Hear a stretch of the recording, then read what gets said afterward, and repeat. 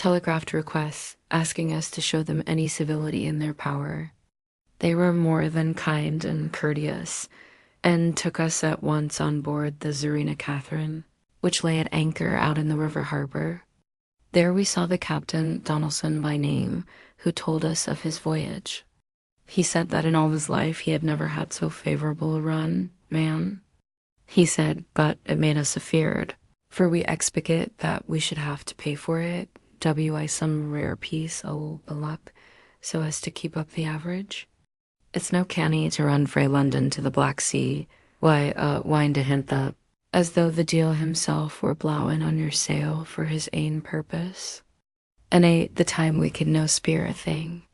Gin we were nigh a ship, or a port, or a headland, a fog fell on us and travelled wi us, till when, after it had lifted and we looked out, the deal a thing could we see.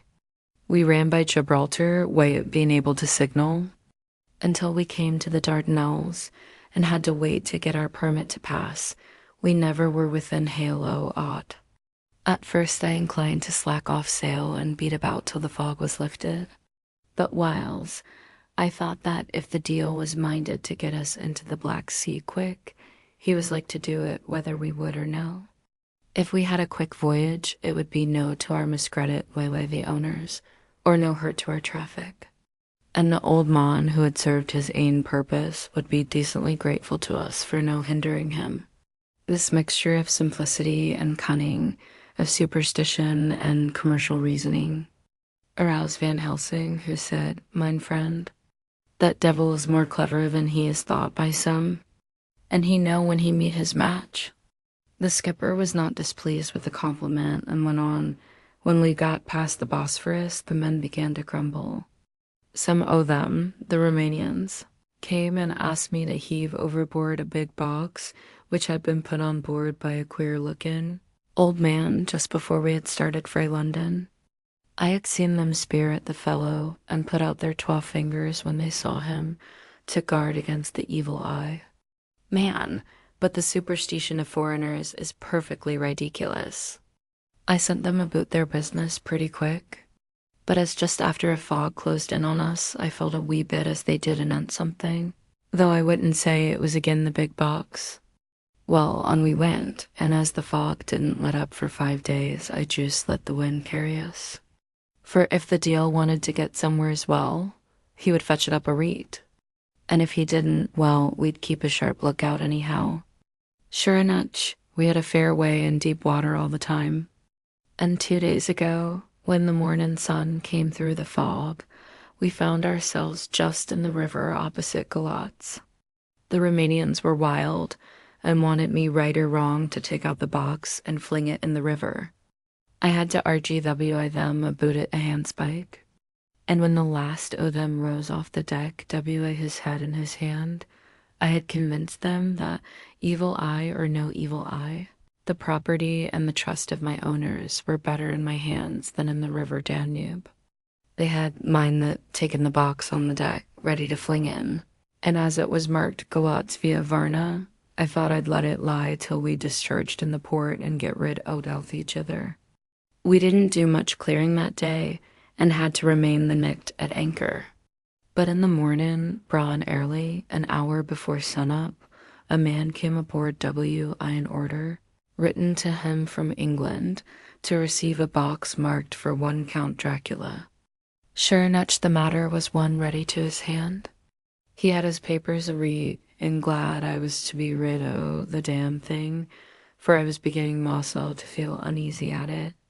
If the deal did have any luggage aboard the ship, I'm thinking it was nane other than that same. What was the name of the man who took it? Asked Dr. Van Helsing with restrained eagerness. I'll be tellin' the quick, he answered, and, stepping down to his cabin, produced a receipt signed Emanuel Hildesheim. Bergenstrasse 16 was the address. We found out that this was all the captain knew. So with thanks we came away. We found Hildesheim in his office, a Hebrew of rather the Adelphi theater type, with a nose like a sheep and a fez. His arguments were pointed with specie, we doing the punctuation, and with a little bargaining he told us what he knew. This turned out to be simple but important. He had received a letter from Monsieur Deville of London telling him to receive, if possible before sunrise, so as to avoid customs, a box which would arrive at Galatz in the Czarina Catherine. This he was to give in charge to a certain Petrov Skinsky, who dealt with the Slovaks who traded down the river to the port. He had been paid for his work by an English banknote, which had been duly cashed for gold at the Danube International Bank. When Skinsky had come to him, he had taken him to the ship and handed over the box, so as to save porterage. That was all he knew. We then sought for Skinsky, but were unable to find him. One of his neighbors, who did not seem to bear him any affection, said that he had gone away 2 days before, no one knew whither. This was corroborated by his landlord, who had received by messenger the key of the house together with the rent due and English money. This had been between 10 and 11 o'clock last night. We were at a standstill again. Whilst we were talking, one came running and breathlessly gasped out that the body of Skinsky had been found inside the wall of the churchyard of St. Peter, and that the throat had been torn open as if by some wild animal. Those we had been speaking with ran off to see the horror, the women crying out, "This is the work of a Slovak." We hurried away lest we should have been in some way drawn into the affair, and so detained Dot as we came home we could arrive at no definite conclusion. We were all convinced that the box was on its way, by water, to somewhere, but where that might be we would have to discover. With heavy hearts we came home to the hotel to Mina Dot when we met together. The first thing was to consult as to taking Mina again into our confidence. Things are getting desperate, and it is at least a chance, though a hazardous one. As a preliminary step, I was released from my promise to her Mina Harker's journal, the 30th of October. Evening. They were so tired and worn out and dispirited that there was nothing to be done till they had some rest. So I asked them all to lie down for half an hour whilst I should enter everything up to the moment. I feel so grateful to the man who invented the traveler's typewriter and to Mr. Morris for getting this one for me. I should have felt quite astray doing the work if I had to write with a pen. It is all done. Poor dear, dear Jonathan, what he must have suffered, what must he be suffering now? He lies on the sofa hardly seeming to breathe, and his whole body appears in collapse. His brows are knit.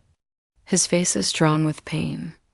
Poor fellow, maybe he is thinking, and I can see his face all wrinkled up with the concentration of his thoughts. Oh, if I could only help it all. I shall do what I can, Dot. I have asked Dr. Van Helsing, and he has got me all the papers that I have not yet seen. Whilst they are resting, I shall go over all carefully, and perhaps I may arrive at some conclusion. I shall try to follow the professor's example and think without prejudice on the facts before me. I do believe that under God's providence I have made a discovery. I shall get the maps and look over them. I am more than ever sure that I am right. My new conclusion is ready, so I shall get our party together and read it. They can judge it. It is well to be accurate, and every minute is precious. Mina Harker's memorandum, entered in her journal. Ground of inquiry. Count Dracula's problem is to get back to his own place. A. He must be brought back by someone. This is evident. For had he power to move himself as he wished, he could go either as man, or wolf, or bat, or in some other way. He evidently fears discovery or interference in the state of helplessness in which he must be confined, as he is between dawn and sunset in his wooden box. B. How is he to be taken? Here a process of exclusions may help us. By road, by rail, by water. By road, there are endless difficulties, especially in leaving the city. X. There are people. And people are curious and investigate. A hint, a surmise, a doubt as to what might be in the box would destroy him. Why? There may be customs and octroi officers to pass. Zaisa, his pursuers, might follow. This is his highest fear. And in order to prevent his being betrayed, he has repelled, so far as he can, even his victim me. By rail, there is no one in charge of the box. It would have to take its chance of being delayed, and delay would be fatal with enemies on the track. True, he might escape at night, but what would he be if left in a strange place with no refuge that he could fly to? This is not what he intends, and he does not mean to risk it by water. Here is the safest way in one respect, but with most danger in another. On the water, he is powerless except at night. Even then, he can only summon fog and storm and snow and his wolves. But were he wrecked, the living water would engulf him, helpless, and he would indeed be lost. He could have the vessel drive to land, but if it were unfriendly land, wherein he was not free to move, his position would still be desperate. We know from the record that he was on the water. So what we have to do is to ascertain what water dot. The first thing is to realize exactly what he has done as yet. We may then get a light on what his later task is to be. Firstly, we must differentiate between what he did in London as part of his general plan of action, when he was pressed for moments and had to arrange as best he could. Secondly, we must see, as well as we can surmise it from the facts we know of, what he has done here. Later, it took all my courage to say goodbye to my darling. We may never meet again. Courage, Mina. The professor is looking at you keenly. His look is a warning. There must be no tears now, unless it may be that God will let them fall in GLDNESS. Jonathan Harker's. Journal, October 30th. Night.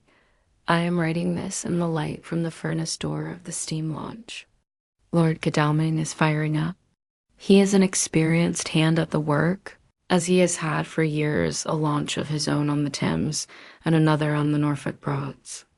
Regarding our plans, we finally decided that Mina's guess was correct, and that if any waterway was chosen for the Count's escape back to his castle, the Sirith and then the Bistritza at its junction would be the one.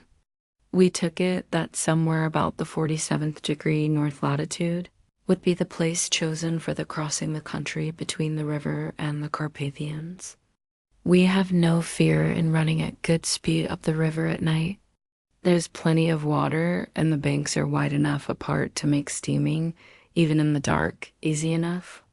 Lord Godalming tells me to sleep for a while, as it is enough for the present for one to be on watch. But I cannot sleep. How can I, with the terrible danger hanging over my darling and her going out into that awful place? My only comfort is that we are in the hands of God. Only for that faith it would be easier to die than to live, and so be quit of all the trouble. Mr. Morris and Dr. Seward were off on their long ride before we started. They are to keep up the right bank, far enough off to get on higher lands where they can see a good stretch of river and avoid the following of its curves. They have, for the first stages, 2 men to ride and lead their spare horses 4 in all, so as not to excite curiosity. When they dismiss the men, which shall be shortly, they shall themselves look after the horses.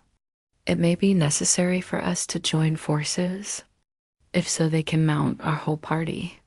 One of the saddles has a movable horn and can be easily adapted for Mina. If required, it is a wild adventure we are on. Here, as we are rushing along through the darkness, with the cold from the river seeming to rise up and strike us, with all the mysterious voices of the night around us, it all comes home. We seem to be drifting into unknown places and unknown ways, into a whole world of dark and dreadful things. Godalming is shutting the furnace door. The 31st of October, still hurrying along. The day has come and Godalming is sleeping. I am on watch. The morning is bitterly cold. The furnace heat is grateful, though we have heavy fur coats. As yet we have passed only a few open boats, but none of them had on board any box or package of anything like the size of the one we seek. The men were scared every time we turned our electric lamp on them and fell on their knees and prayed. The 1st of November evening, no news all day. We have found nothing of the kind we seek. We have now passed into the Bistritza, and if we are wrong in our surmise, our chance is gone. We have overhauled every boat, big and little. Early this morning, one crew took us for a government boat and treated us accordingly. We saw in this a way of smoothing matters. So at Fundu, where the Bistritza runs into the Sirith, we got a Romanian flag which we now fly conspicuously. With every boat which we have overhauled since then, this trick has succeeded. We have had every deference shown to us, and not once any objection to whatever we chose to ask or do. Some of the Slovaks tell us that a big boat passed them, going at more than usual speed as she had a double crew on board. This was before they came to Fundu, so they could not tell us whether the boat turned into the Bistritza or continued on up the Sirith. At Fundu, we cannot hear of any such boat, so she must have passed there in the night. I am feeling very sleepy. The cold is perhaps beginning to tell upon me, and nature must have rest some time. Godalming insists that he shall keep the first watch. God bless him for all his goodness to poor dear Mina and me, the 2nd of November morning. It is broad daylight. That good fellow would not wake me. He says it would have been a sin too, for I slept peacefully and was forgetting my trouble. It seems brutally selfish to me to have slept so long and let him watch all night. But he was quite right. I am a new man this morning, and as I sit here and watch him sleeping, I can do all that is necessary both as to minding the engine, steering, and keeping watch. I can feel that my strength and energy are coming back to me. I wonder where Mena is now, and Van Helsing. They should have got to Veresti about noon on Wednesday. It would take them some time to get the carriage and horses. So if they had started and traveled hard, they would be about now at the Borgo Pass. God guide and help them. I am afraid to think what may happen. If we could only go faster, but we cannot. The engines are throbbing and doing their utmost. I wonder how Dr. Seward and Mr. Morris are getting on. There seem to be endless streams running down the mountains into this river, but as none of them are very large at present, at all events, though they are terrible doubtless in winter and when the snow melts, the horsemen may not have met much obstruction. I hope that before we get to Strasbourg we may see them, for if by that time we have not overtaken the Count, it may be necessary to take counsel together what to do next. Dr. Seward's diary, the 2nd of November, 3 days on the road. No news, and no time to write it if there had been, for every moment is precious. We have had only the rest needful for the horses, but we are both bearing it wonderfully. Those adventurous days of ours are turning up useful. We must push on. We shall never feel happy till we get the launch in sight again. 3 November. We heard at Fundu that the launch had gone up the Bistritza. I wish it wasn't so cold. There are signs of snow coming, and if it falls heavy, it will stop us. In such case, we must get a sledge and go on, Russian fashion, the 4th of November. Today we heard of the launch having been detained by an accident when trying to force a way up the rapids. The Slovak boats get up all right by aid of a rope and steering with knowledge. Some went up only a few hours before. Godalming is an amateur fitter himself, and evidently it was he who put the launch in trim again. Finally, they got up the rapids all right with local help and are off on the chase afresh. I fear that the boat is not any better for the accident. The peasantry tell us that after she got upon smooth water again, she kept stopping every now and again so long as she was in sight. We must push on harder than ever. Our help may be wanted soon. Mina Harker's journal, the 31st of October, arrived at Veresti at noon.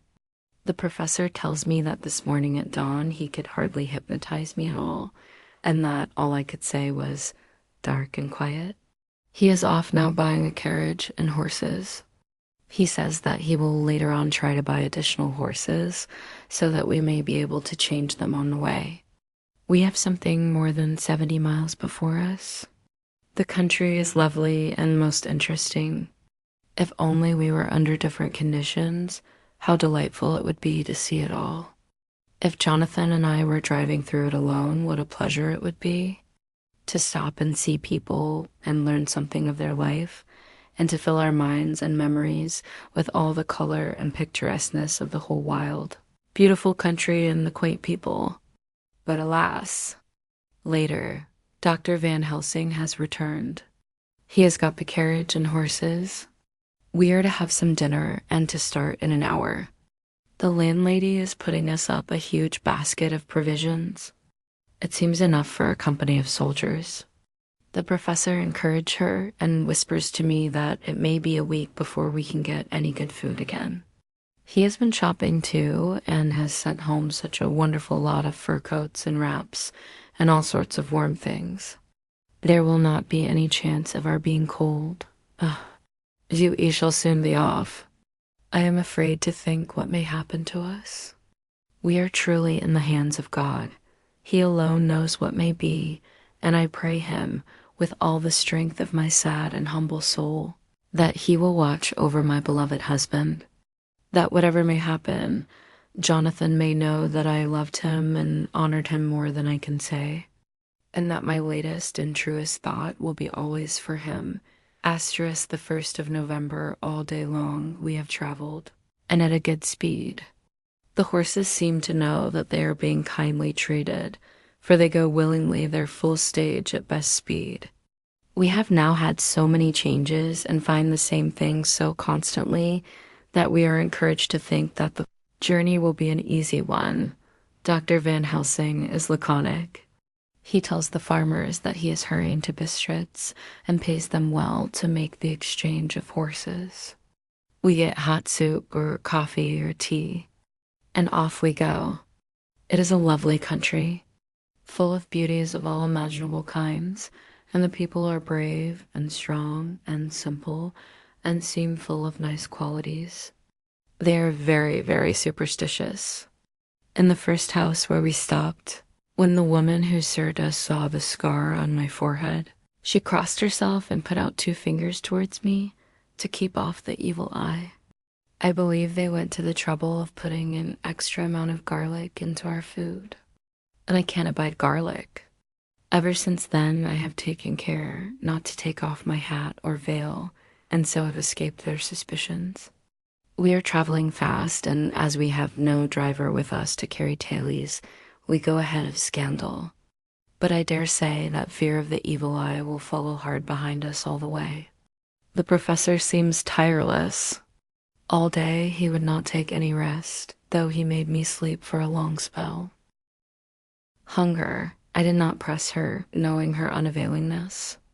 But I myself ate, for I must needs now be strong for all. Then, with the fear on me of what might be, I drew a ring so big for her comfort, round where Madame Mina sat. And over the ring I passed some of the wafer, and I broke it fine, so that all was well guarded. She sat still all the time, so still as one dead, and she grew whiter and ever whiter till the snow was not more pale.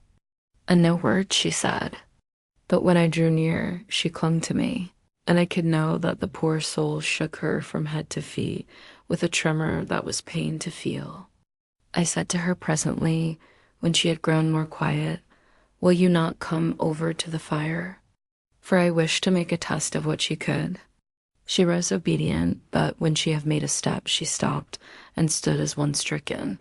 Why not go on? I asked. She shook her head, and coming back, sat down in her place. Then, looking at me with open eyes, as of one waked from sleep, she said simply, "I cannot," and remained silent. I rejoiced, for I knew that what she could not, none of those that we dreaded could. Though there might be danger to her body, yet her soul was safe. Presently the horses began to scream and tore at their tethers till I came to them and quieted them. When they did feel my hands on them, they whinnied low as in joy and licked at my hands and were quiet for a time. Many times through the night did I come to them, till it arrived to the cold hour when all nature is at lowest. And every time my coming was with quiet of them. In the cold hour the fire began to die, and I was about stepping forth to replenish it, for now the snow came in flying sweeps, and with it a chill mist. Even in the dark there was a light of some kind, as there ever is over snow. And it seemed as though the snow flurries and the wreaths of mist took shape as of women with trailing garments. All was in dead, grim silence, only that the horses whinnied and cowered, as if in terror of the worst. I began to fear horrible fears. But then came to me the sense of safety in that ring wherein I stood. I began, too, to think that my imaginings were of the night, and the gloom, and the unrest that I have gone through, and all the terrible anxiety. It was as though my memories of old Jonathan's horrid experience were befooling me. For the snowflakes and the mist began to wheel and circle round, till I could get as though a shadowy glimpse of those women that would have kissed him. And then the horses cowered lower and lower, and moaned in terror as men do in pain. Even the madness of fright was not to them, so that they could break away. I feared for my dear Madam Mina when these weird figures drew near and circled round. I looked at her, but she sat calm and smiled at me. When I would have stepped to the fire to replenish it, she caught me and held me back, and whispered, like a voice that one hears in a dream, so low it was, "No, no, do not go without. Here you are safe." I turned to her and looking in her eyes said, "But you, it is for you that I fear." Whereat she laughed a laugh, low and unreal, and said, "Fear for me? Why fear for me? None safer in all the world from them than I am." And as I wondered at the meaning of her words, a puff of wind made the flame leap up, and I see the red scar on her forehead. Then, alas, I knew. Did I not, I would soon have learned, for the wheeling figures of mist and snow came closer, but keeping ever without the holy circle. Then they began to materialize till if God have not take away my reason. For I saw it through my eyes. There were before me in actual flesh the same 3 women that Jonathan saw in the room when they would have kissed his throat. I knew the swaying round forms, the bright hard eyes, the white teeth, the ruddy color, the voluptuous lips. They smiled ever at poor dear Madam Mina. And as their laugh came through the silence of the night, they twined their arms and pointed to her, and said in those so sweet tingling tones that Jonathan said were of the intolerable sweetness of the water glasses, "Come, sister, come to us. Come, come." In fear I turned to my poor Madam Mina, and my heart with gladness leapt like flame, for oh, the terror in her sweet eyes, the repulsion, the horror, told a story to my heart that was all of hope. God be thanked she was not yet of them. I seized some of the firewood which was by me, and holding out some of the wafer, advanced on them towards the fire. They drew back before me, and laughed their low, horrid laugh. I fed the fire, and feared them not, for I knew that we were safe within our protections. They could not approach me whilst so armed, nor Madam Mina whilst she remained within the ring, which she could not leave no more than they could enter. The horses had ceased to moan, and lay still on the ground. The snow fell on them softly, and they grew whiter.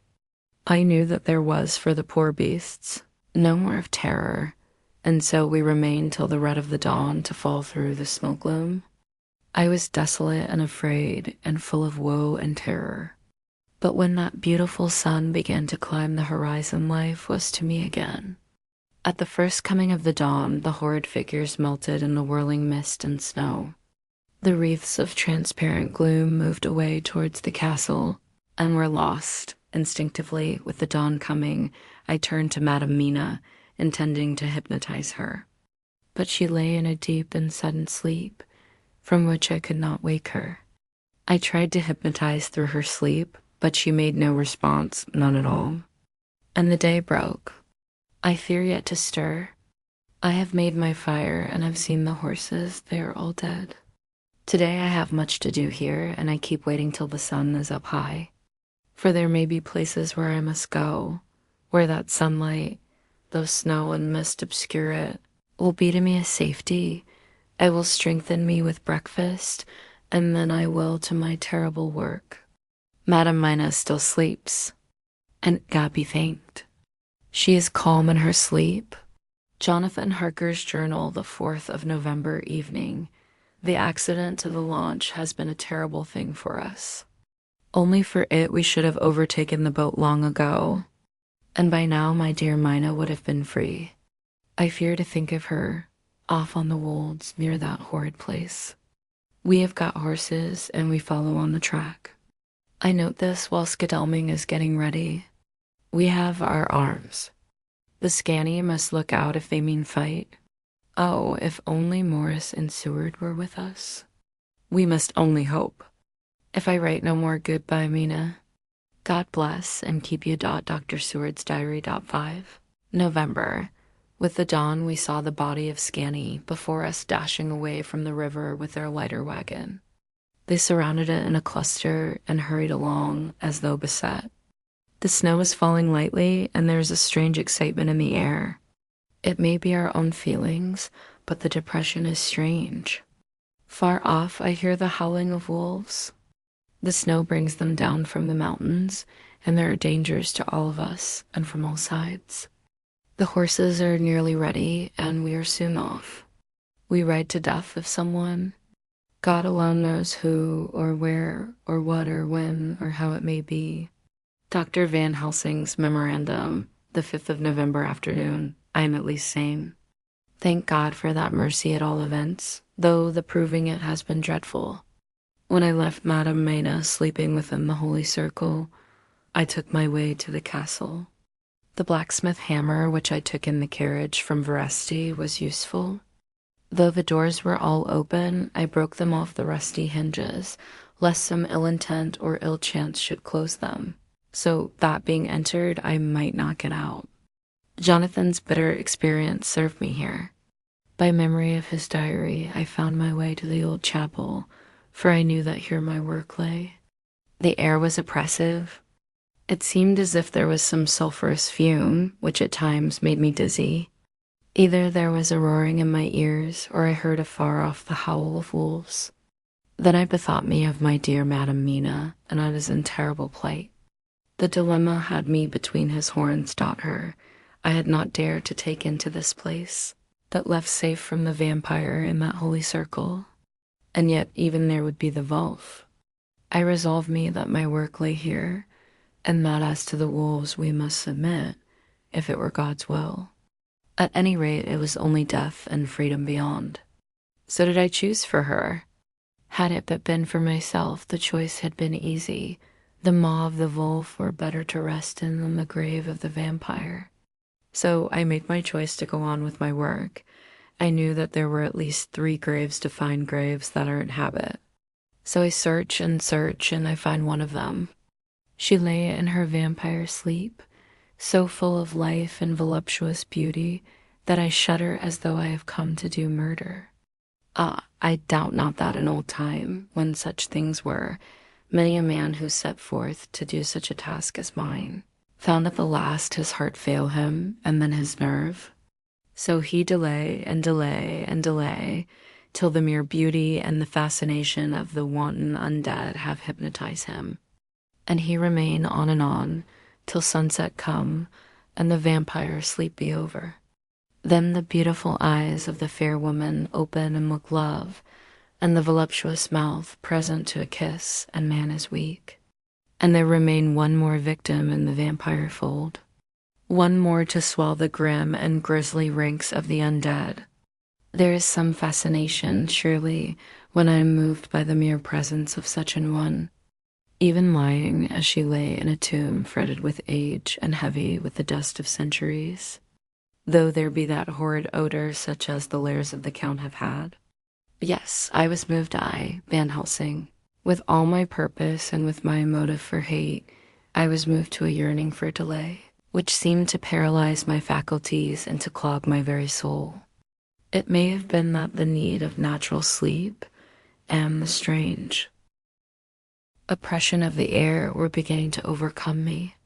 Certain it was that I was lapsing into sleep, the open-eyed sleep of one who yields to a sweet fascination, when there came through the snow-stilled air a long, low wail, so full of woe and pity that it woke me like the sound of a clarion. For it was the voice of my dear Madam Mina that I heard.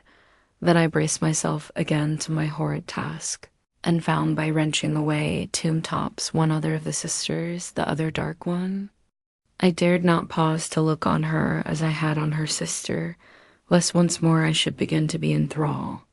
But I go on searching until presently I find in a high great tomb, as if made to one much beloved, that other fair sister, which, like Jonathan, I had seen to gather herself out of the atoms of the mist. She was so fair to look on, so radiantly beautiful, so exquisitely voluptuous, that the very instinct of man in me, which calls some of my sex to love and to protect one of hers, made my head whirl with new emotion. But God be thanked, that soul wail of my dear Madam Mina had not died out of my ears. And before the spell could be wrought further upon me, I had nerved myself to my wild work. By this time I had searched all the tombs in the chapel so far as I could tell, and as there had been only 3 of these undead phantoms around us in the night, I took it that there were no more of active undead existent. There was one great tomb more lordly than all the rest. Huge it was, and nobly proportioned. On it was but one word, Dracula. This, then, was the undead home of the king vampire, to whom so many more were due. Its emptiness spoke eloquent to make certain what I knew.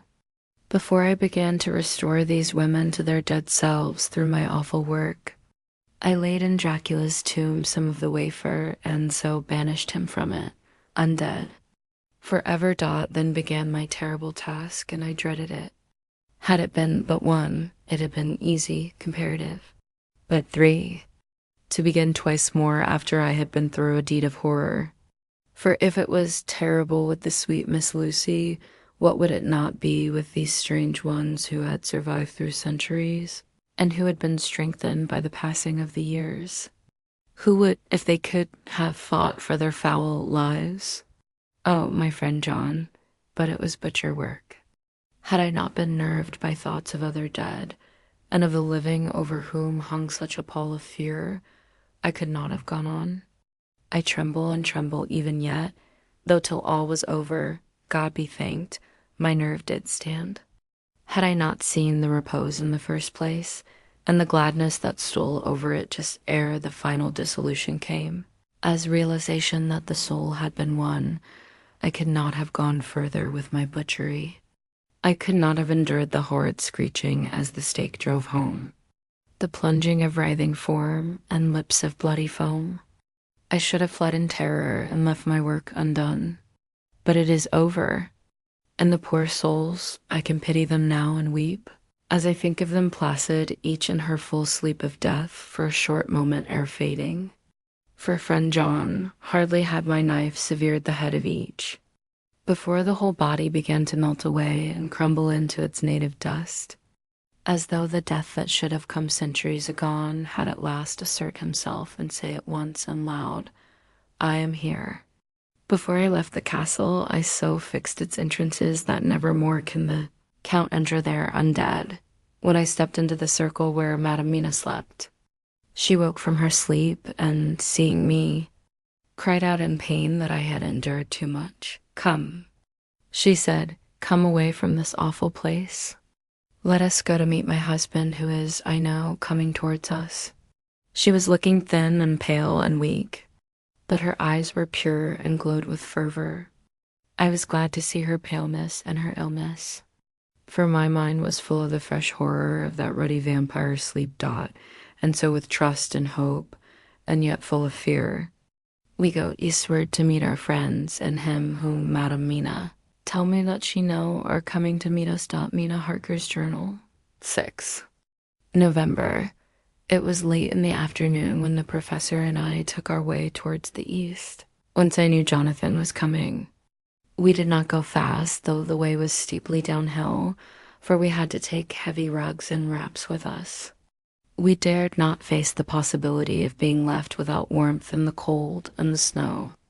We had to take some of our provisions too, for we were in a perfect desolation, and so far as we could see through the snowfall, there was not even the sign of habitation. When we had gone about a mile, I was tired with the heavy walking and sat down to rest. Then we looked back and saw where the clear line of Dracula's castle cut the sky, for we were so deep under the hill whereon it was set that the angle of perspective of the Carpathian Mountains was far below it. We saw it in all its grandeur, perched 1,000 feet on the summit of a sheer precipice, and with seemingly a great gap between it and the steep of the adjacent mountain on any side. There was something wild and uncanny about the place. We could hear the distant howling of wolves. They were far off, but the sound, even though coming muffled through the deadening snowfall, was full of terror. I knew from the way Dr. Van Helsing was searching about that he was trying to seek some strategic point where we would be less exposed in case of attack. The rough roadway still led downwards. We could trace it through the drifted snow dot in a little while the professor signaled to me, so I got up and joined him. He had found a wonderful spot, a sort of natural hollow in a rock with an entrance like a doorway between two boulders. He took me by the hand and drew me in. "See," he said, "here you will be in shelter, and if the wolves do come, I can meet them one by one." He brought in our furs and made a snug nest for me, and got out some provisions and forced them upon me. But I could not eat. To even try to do so was repulsive to me, and much as I would have liked to please him, I could not bring myself to the attempt. He looked very sad, but did not reproach me. Taking his field glasses from the case, he stood on the top of the rock and began to search the horizon. Suddenly he called out, "Look, Madam Mina, look, look." I sprang up and stood beside him on the rock. He handed me his glasses and pointed.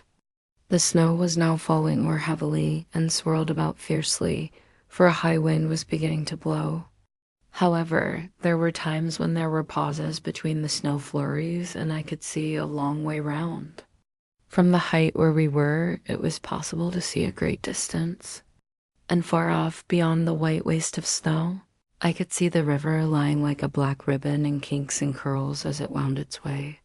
Straight in front of us, and not far off in fact, so near that I wondered we had not noticed before, came a group of mounted men hurrying along. In the midst of them was a cart, a long lighter wagon, which swept from side to side, like a dog's tail wagging, with each stern inequality of the road. Outlined against the snow as they were, I could see from the men's clothes that they were peasants or gypsies of some kind. On the cart was a great square chest. My heart leaped as I saw it, for I felt that the end was coming. The evening was now drawing close, and well, I knew that at sunset the thing, which was till then imprisoned there, would take new freedom and could in any of many forms elude all pursuit. In fear I turned to the professor. To my consternation, however, he was not there. An instant later, I saw him below me. Round the rock, he had drawn a circle, such as we had found shelter in last night. When he had completed it, he stood beside me again, saying, "At least you shall be safe here from him." He took the glasses from me, and at the next lull of the snow swept the whole space below us. "See," he said, "they come quickly. They are flogging the horses and galloping as hard as they can." He paused and went on in a hollow voice, "They are racing for the sunset. We may be too late. God's will be done." Down came another blinding rush of driving snow, and the whole landscape was blotted out. It soon passed, however, and once more his glasses were fixed on the plain. Then came a sudden cry, "Look! Look! Look! See, 2 horsemen follow fast, coming up from the south. It must be Quincy and John. Take the glass. Look before the snow blots it all out." I took it and looked. The 2 men might be Dr. Seward and Mr. Morris. I knew at all events that neither of them was Jonathan. At the same time, I knew that Jonathan was not far off. Looking around, I saw on the north side of the coming party 2 other men riding at breakneck speed. One of them I knew was Jonathan, and the other I took, of course, to be Lord Godalming. They too were pursuing the party with the cart. When I told the professor, he shouted in glee like a schoolboy, and after looking intently till a snowfall made sight impossible, he laid his Winchester rifle ready for use against the boulder at the opening of our shelter. "They are all converging," he said. "When the time comes, we shall have gypsies on all sides." I got out my revolver ready to hand, for whilst we were speaking, the howling of wolves came louder and closer. When the snowstorm abated a moment, we looked again. It was strange to see the snow falling in such heavy flakes close to us and beyond, the sun shining more and more brightly as it sank down towards the far mountain tops. Sweeping the glass all around us, I could see here and there dots moving singly, and in twos and threes and larger numbers. The wolves were gathering for their prey. Every instant seemed an age whilst we waited. The wind came now in fierce bursts, and the snow was driven with fury as it swept upon us in circling eddies. At times we could not see an arm's length before us, but at others, as the hollow-sounding wind swept by us, it seemed to clear the airspace around us so that we could see afar off. We had of late been so accustomed to watch for sunrise and sunset that we knew with fair accuracy when it would be, and we knew that before long the sun would set. It was hard to believe that by our watches it was less than an hour that we waited in that rocky shelter before the various bodies began to converge close upon us. The wind came now with fiercer and more bitter sweeps, and more steadily from the north.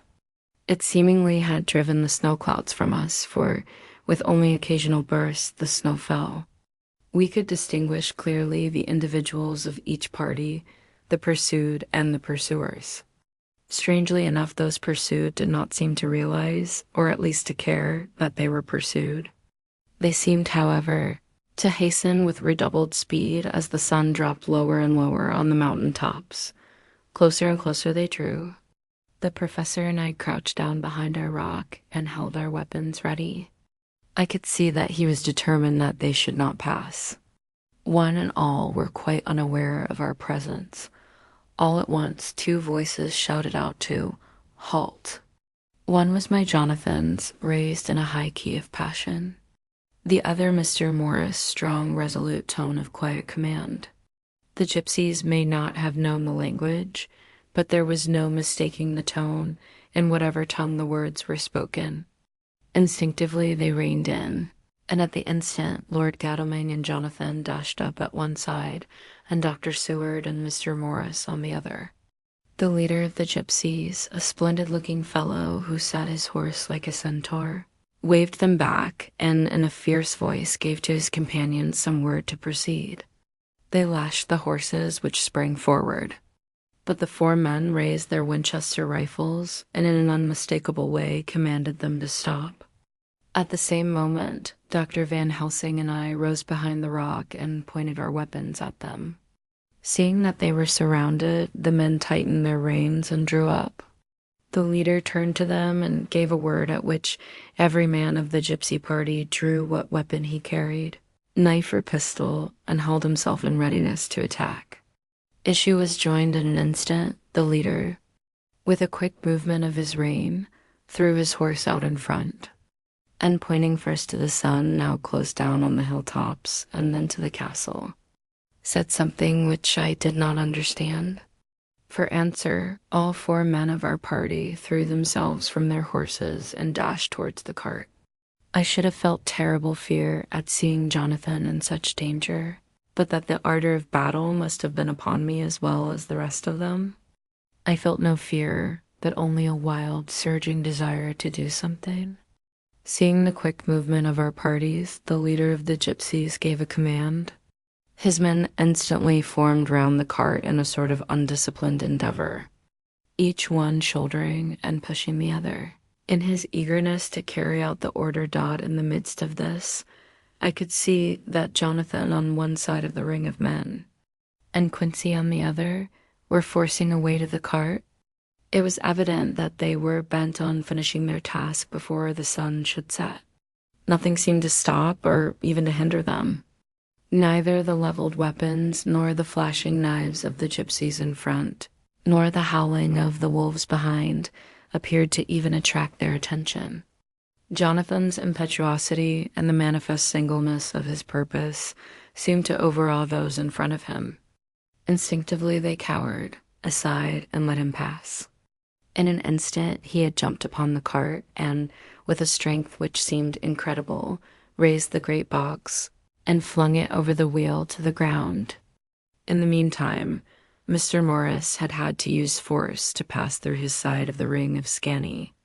All the time I had been breathlessly watching Jonathan, I had, with the tail of my eye, seen him pressing desperately forward, and had seen the knives of the gypsies flash as he won a way through them, and they cut at him. He had parried with his great bowie knife, and at first I thought that he too had come through in safety. But as he sprang beside Jonathan, who had by now jumped from the cart, I could see that with his left hand he was clutching at his side, and that the blood was spurting through his fingers. He did not delay notwithstanding this, for as Jonathan, with desperate energy, attacked one end of the chest, attempting to prise off the lid with his great kukri knife, he attacked the other frantically with his bowie. Under the efforts of both men, the lid began to yield. The nails drew with a quick, screeching sound, and the top of the box was thrown back. By this time the gypsies, seeing themselves covered by the Winchesters, and at the mercy of Lord Godalming and Dr. Seward, had given in and made no resistance. The sun was almost down on the mountain tops, and the shadows of the whole group fell long upon the snow. I saw the Count lying within the box upon the earth, some of which the rude falling from the cart had scattered over him.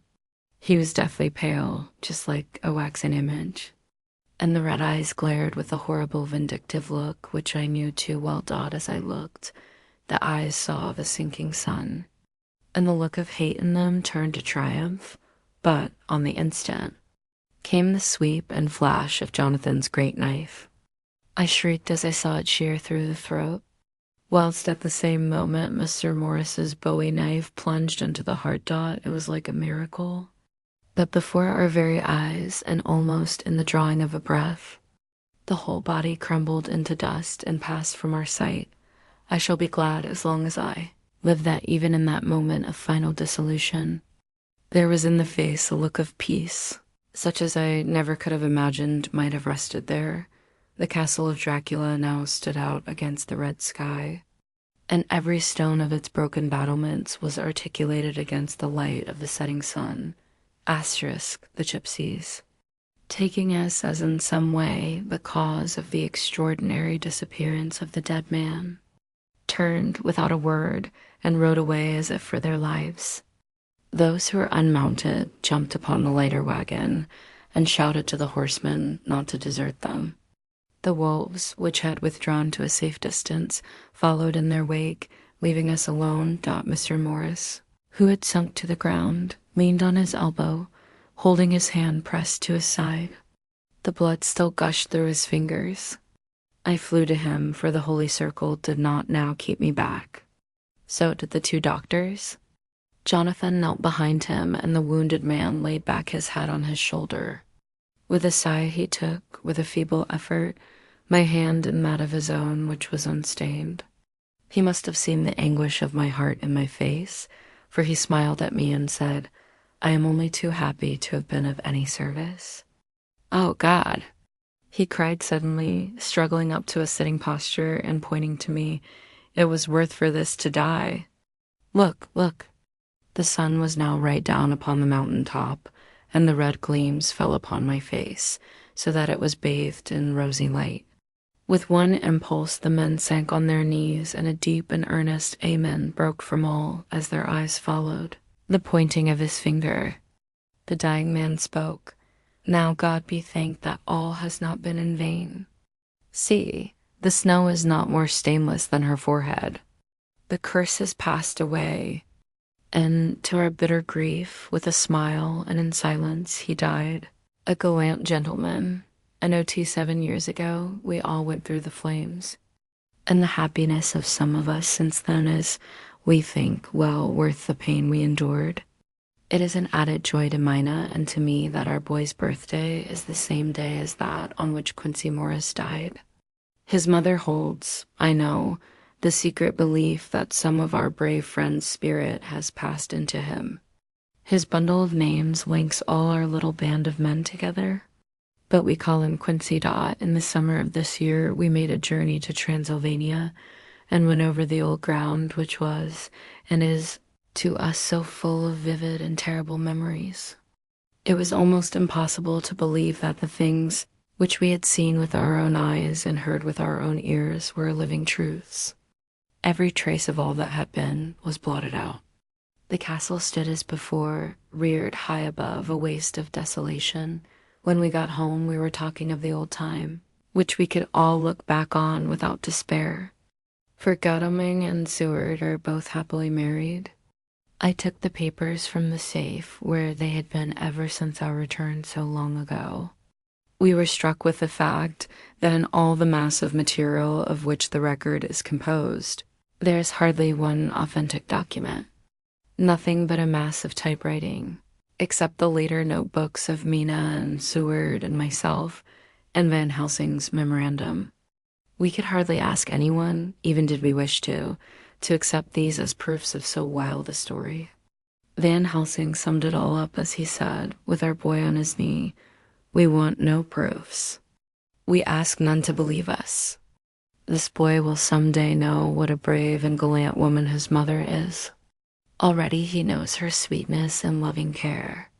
Later on he will understand how some men so loved her that they did dare much for her sake."